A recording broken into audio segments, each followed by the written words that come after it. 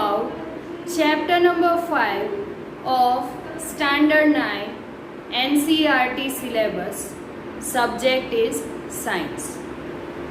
We know that science is having three main parts, that is physics, chemistry and biology. So here this chapter is in biology. The name of the chapter is the fundamental unit of life. So before we start, let me ask you few questions. How the building is made up of, or what is the main basic unit of a building? So you must give the answer that ma'am, the basic unit of building is bricks. Buildings are made up of bricks. Without bricks, buildings cannot be made up of. Yes, you are correct. So like that, what is the basic unit of living organisms? How living organisms are made up of? Okay, the answer is living organisms are made up of cells.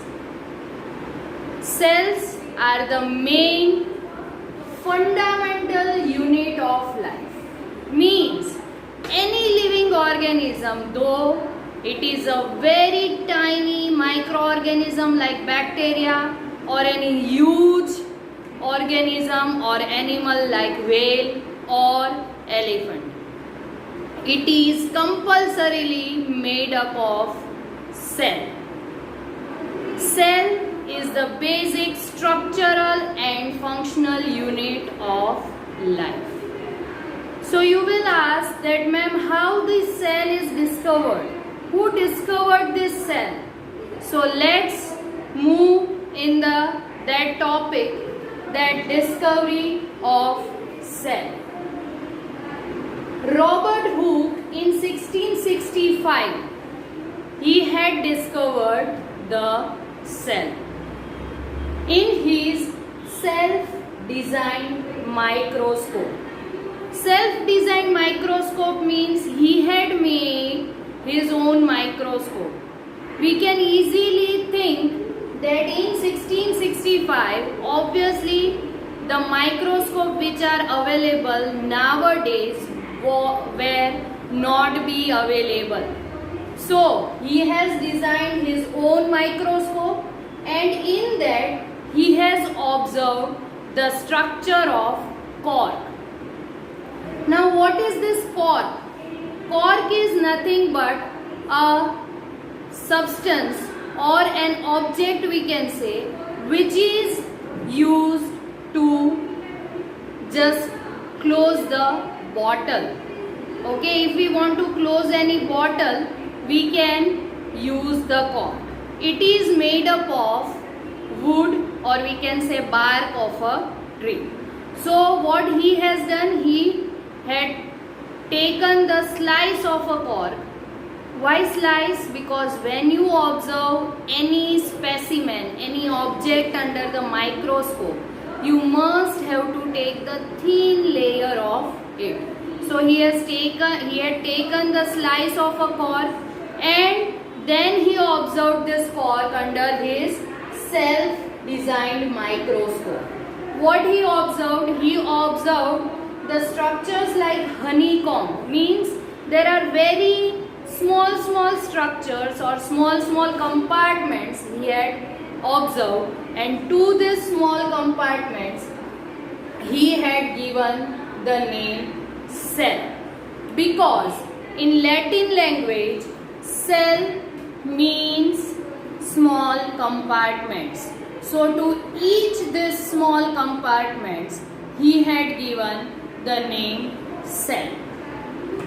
If we observe the cell under any microscope, we can observe it like this, which you can see in this figure.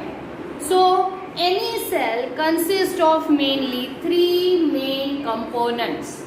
The one component is the boundary or border of a cell. which is known as cell membrane.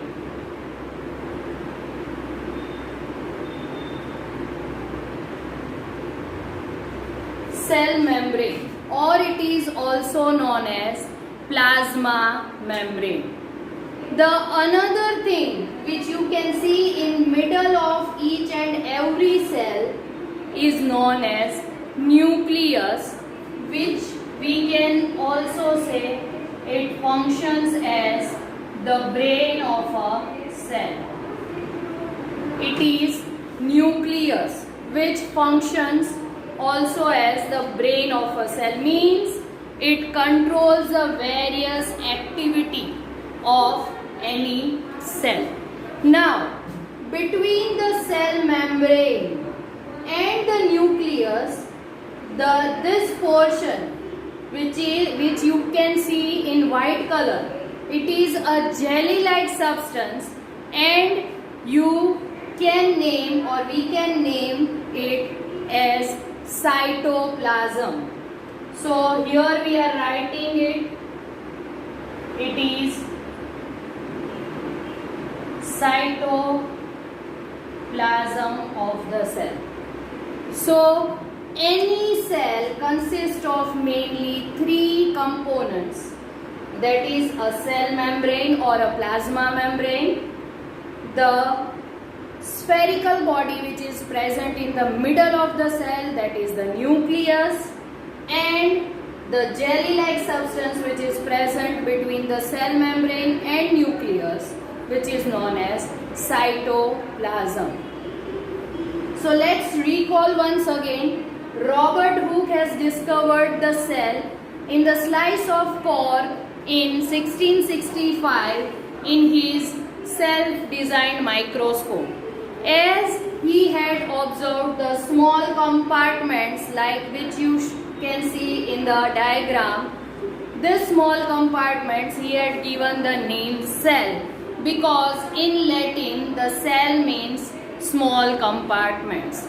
Any cell consists of mainly three things or three components, that is a cell membrane or plasma membrane, a nucleus and a cytoplasm. Now the question is, if we want to observe the cell under the microscope, how can we observe? What thing we can take to observe the cell? Okay, as we know, cell is in any living organism. So it might be a plant cell or animal cell. So it is easy for us to observe the plant cell under the microscope. Here we can take the onion to observe the onion cell. Let's see how can we observe this. So how to observe the onion cell under the microscope? For that various steps are given. Let's see and study it one by one. First, take an onion bulb. So you have to take an onion and you just have to peel the upper layer of it. Then take out the epidermis from its inner side. Epidermis means skin. Okay, when you see the onion, in the inner side of the onion there is a very thin transparent skin which is known as its epidermis, or we can also known as its onion peel, right? So you have to take out it with the help of forceps, then keep it on watch glass containing water. We have to take the skin or epidermis of onion and then we have to keep it on the watch glass containing water. Why water is required? Because it will not allow the epidermis of onion to get dry. So we have to keep it in it. Then with the help of a brush, keep onion peel. So here onion peel means the epidermis. Keep onion peel on the glass slide.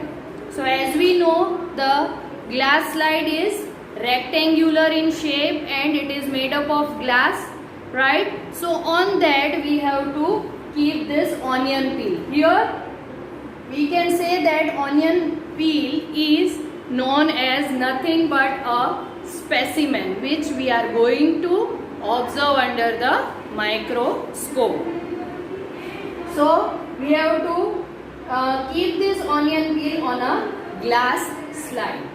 Then what we have to do? We have to add 1 to 2 drops of saffronin. Now you will ask, what is this saffronin is?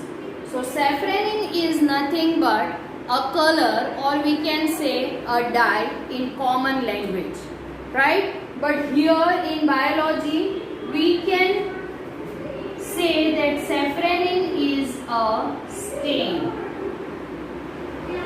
In biology we are not using the word dye. Instead of it we are using the word stain. Stain means the substance which gives color to something.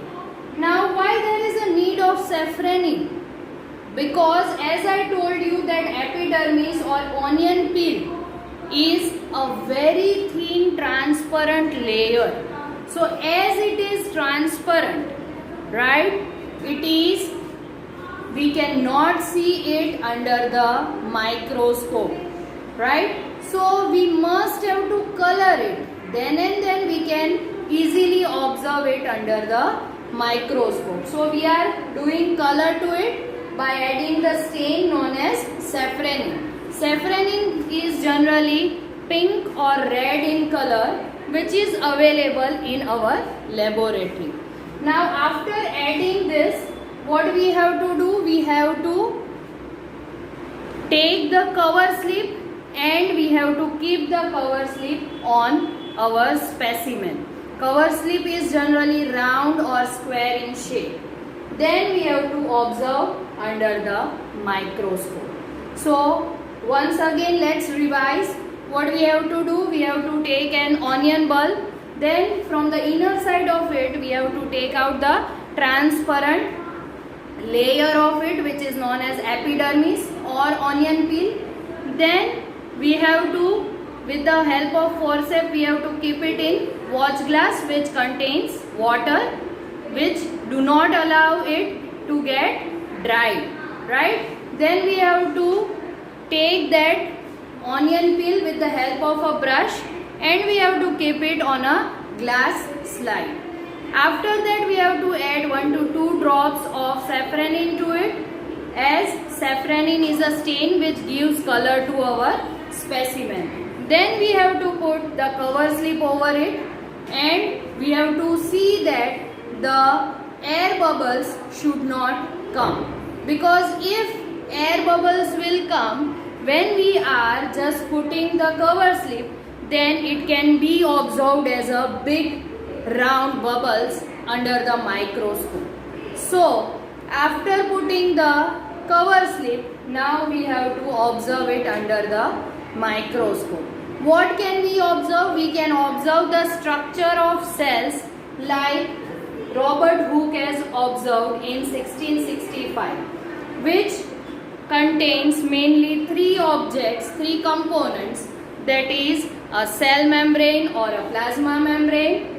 Then in the center it is nucleus, and the component between the nucleus and the cell membrane, it is jelly-like substance known as cytoplasm. So like this we can observe the cell under the microscope.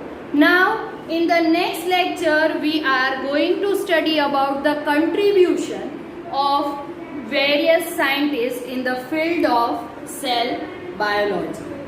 Before it, let me ask you one question, that if I take a big onion and a small onion, the cells of both of it would be same or different in size, shape and structure?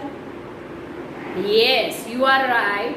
The cells of any onion from any of the region of the world, or it is a small or a big, it doesn't make any difference in the cell of an onion, because the cell structure, size and shape will be the same in any of the onion.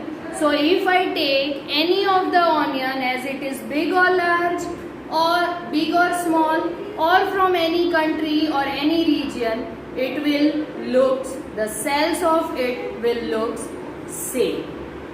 So this is about the cell and how to observe the cell under the microscope. In next lecture, we will study different scientists which have contributed a lot in the field of cell biology. आभार।